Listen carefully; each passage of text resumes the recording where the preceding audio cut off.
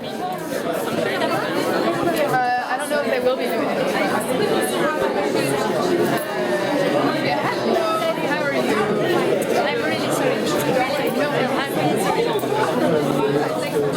Aujourd'hui son bureau en Tunisie avec un triple objectif. Le premier, c'est d'exercer notre vigilance. On va continuer à faire ce qu'on a toujours fait en Tunisie, c'est-à-dire surveiller la situation de la liberté de la presse, veiller à ce qu'il n'y ait pas un retour de la censure, veiller à ce qu'il n'y ait pas un retour de vieux réflexes autoritaires.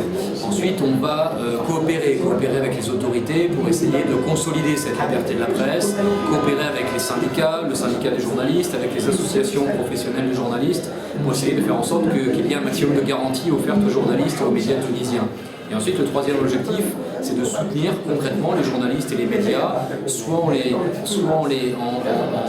accompagnant dans leur développement, en les accompagnant s'ils ont besoin de formation, en soutenant matériellement, voire financièrement, les médias ou les journalistes s'ils sont dans le besoin, en essayant d'aller voir les petits médias aussi dans les régions, parce que la Tunisie, ce n'est pas seulement Tunis. Donc voilà, essayer d'être au plus près des journalistes et des médias tunisiens pour leur garantir un maximum d'indépendance. Parce qu'on peut dire que c'est un double rôle, le fait de jouer le rôle du syndicat et des instances locales. Oui, nous on est là avec une seule visée, c'est de consolider l'indépendance des rédactions, de consolider la liberté de la presse qui vient d'être nouvellement acquise en Tunisie. Donc on ne va pas remplacer les syndicats de journalistes, on ne va pas remplacer les instances de régulation.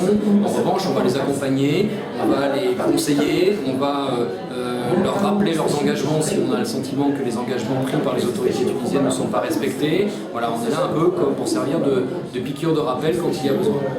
Est-ce qu'il y a un premier dossier à traiter? Oui, le premier, c'est le dossier d'actualité, le dossier Nesma TV, avec ce qui s'est passé après la diffusion de ce film Persepolis.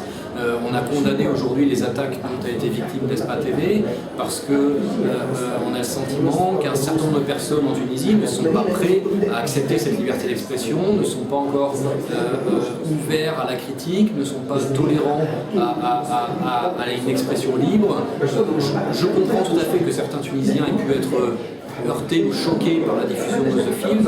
En revanche, ça ne donne absolument pas le droit de s'en prendre comme ça au directeur d'une chaîne de télé, d'aller menacer de brûler la chaîne de télévision, de menacer de mort certains employés de la télévision. Ce sont des pratiques rétrogrades et archaïques. Est-ce que s'il y a quelqu'un qui dit que vous mettez le nez dans une affaire interne, oui, qu'est-ce que vous répondez? Peu importe, il n'y a plus aujourd'hui, vous savez, le monde est ce qu'il est, il n'y a plus d'affaires internes ou d'affaires externes. Reporters sans frontières est une organisation internationale qui s'intéresse autant à ce qui se passe en Tunisie que dans les pays d'Asie ou dans les pays latino-américains qu'à la situation des médias en France. La campagne derrière vous sur la France, ça prouve qu'on s'intéresse aussi à ce qui se passe en France. Voilà, on n'est pas une organisation française qui vient donner des leçons à la presse tunisienne ou aux autorités tunisiennes. On vient quand il y a une expression de besoin. Mais le directeur de l'ESMA a demandé des excuses aux Tunisiens. Oui, bien sûr. C'est-à-dire qu'il était fautif. Bien sûr, c'est son choix. Moi je le trouve regrettable, mais c'est son choix. Après, effectivement, un certain nombre de personnes trouvent qu'il n'aurait pas dû s'excuser. Un certain nombre de personnes estiment qu'il était dans son rôle de diffuser ce film-là. Donc après, c'est son choix de s'excuser. J'ai pas l'impression de me mêler d'une affaire interne. Bon, alors c'est excusé. Vous n'avez pas à condamner. Pardon? Vous n'avez pas à condamner. Si, je fais ce que je veux, c'est moi aussi ma liberté d'expression de condamner si je trouve que cette pratique-là est condamnable. Il s'est excusé très bien, ça n'empêche que cette affaire-là n'est pas terminée, des plaintes vont sûrement être déposées, et je crois que c'est notre rôle. Vous êtes au courant qu'il était invité par le juge d'instruction cet après-midi? Oui, qu'il était entendu par le juge d'instruction. Oui, il a passé 2 heures avec le juge d'instruction. Très bien. Vous êtes au courant? Je suis au courant qu'il était avec le juge d'instruction aujourd'hui, oui. Est-ce qu'il y a disons, une petite réplique de la part de Reporters sans frontières?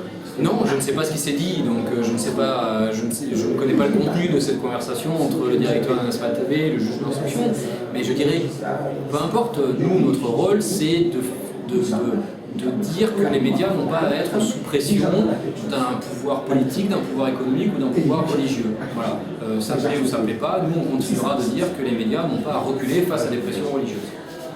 Ok, merci.